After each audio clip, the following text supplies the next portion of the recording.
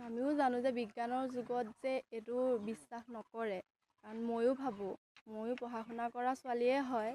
এতিয়া যে মই সুস্থ ৰূপত আছোঁ, মই সেইটো ভাবি থাকোঁ যে মোৰ হৈ যায় কি, আজিকালি জানো এনেকুৱা হয়, সেইটো ভাব কিন্তু মই লওঁ, কিন্তু মোৰ গাতে যেতিয়া হৈ যায় মই গম নাপাওঁ, কিন্তু মই সেইটো অন্ধবিশ্বাস বুলি মই ক'ব নোৱাৰোঁ,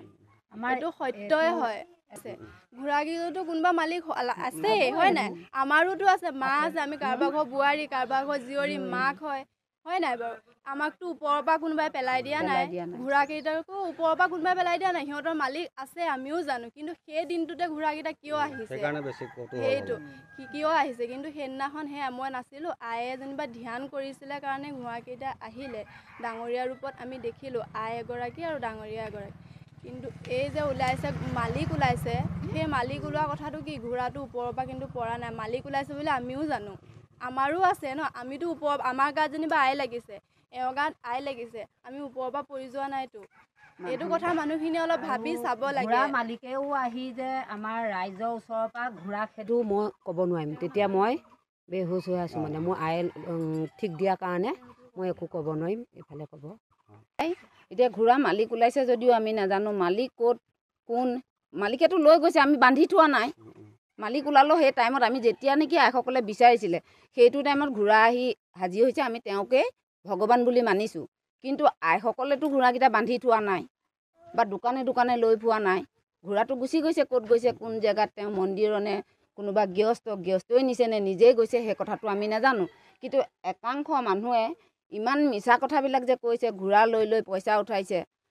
দোকানে দোকানে গৈছে, সেইটোতো আমাক প্ৰমাণটো দিব লাগিব, আমি বিচৰা নাই, আমি সাধাৰণ মানুহ, আমি দুখীয়া মানুহ, আমি ভগৱানক পূজোঁ, আমি কোনো আয়ে পাঞ্জাবী পিন্ধি, ধুতি পিন্ধি, মূৰত পাক মাৰি গৈ পেলাই বোলে থানলৈ গৈছে, আই গৈছে থানলৈ গৈছে, নামঘৰলৈ গৈছে, আইটো কোনো বেয়া জেগাত যোৱা নাই, কাৰো ঘৰত দম দিয়া নাই, কাকো মাৰিবলৈ যোৱা নাই, কাকো কাটিবলৈ যোৱা নাই, ভগৱানকো যদি এই পৃথিৱীত থাকিবলৈ জেগা নিদিয়ে, তেতিয়াহ'লে পৃথিৱীখন কি হ'ব, কি হ'ব আৰু এই পৃথিৱীখন, যিটো ৰূপত আহিছে আমি সেইটো ৰূপতে তেওঁক ভগৱান বুলি মানিছোঁ। আমাৰ যেতিয়া ৰাতিপুৱাটো হয় ধূপ ধূনা জ্বলায়, তেতিয়া আমাৰ গাত আই ঠিক দিয়ে, আৰু দুপৰীয়া হয় 12টা 1টা এনেকুৱা বজাত, তেতিয়া আমাৰ গা বেয়া লাগে, সন্ধিয়া চাকি বাতি জ্বলায়, তেতিয়া আমাৰ গা বেয়া লাগে, কিন্তু আমি অলিয়া বলিয়া হৈ আমি ক'তো ঘূৰি নুফুৰোঁ, নিজৰ ঘৰত থাকোঁ, নিজৰ ঘৰতে মানে ধৈৰ্য ধৰি থাকিবলগীয়া হয়, অৱশেষত মানে আমি নিজে অচেতন হৈ যাওঁ, কিন্তু আমি কাৰো ঘৰলৈ নাযাওঁ, গম নাপাওঁ, আমি নিজেই অচেতন হৈ যাওঁ। সকলো কেইগৰাকী গোট খাইছে, ঘোঁৰাকেইটা আহিছে, ডাঙৰীয়া আহিছে বুলিহে একেলগে গোট খাইছে, এনেই একেলগে নাথাকে, নিজৰ নিজৰ ঘৰত কাম কৰি ল'ৰা ছোৱালী স্কুললৈ নিয়ে, কোনোবাই তেওঁ আছে, বাচ্চা চবৰেতো আছে, নিজৰ ঘৰ চম্ভালি থাকে, ঘপককৈ তেওঁলোকক কি হৈ যায় মানে ক'ব নোৱাৰে, তেতিয়া চিঞৰ বাখৰ লাগে, আমুক পৰি গ'ল আমুক, তেতিয়া আমি দৌৰি যাওঁ, আমি তেওঁলোকক প্ৰাৰ্থনা কৰোঁ, তুতি কৰোঁ, তেওঁলোকক মান্তি কৰাই গুচি আহোঁ, তেতিয়া শান্ত হয়, তেওঁলোকে নাম শুনিব, প্ৰাৰ্থনা শুনিব, শান্ত হ'ব। আহিতো কোৱা নাই, কাৰণ কেলৈ যে এয়া ঘোঁৰা মালিক ওলাইছে, এয়া ঘোঁৰা নিবলৈ আহিছোঁ বুলি আমাক কোৱা নাই, গম নাপাওঁ আমি, কৈছে, কিন্তু সেইবোৰ মিছা কথা।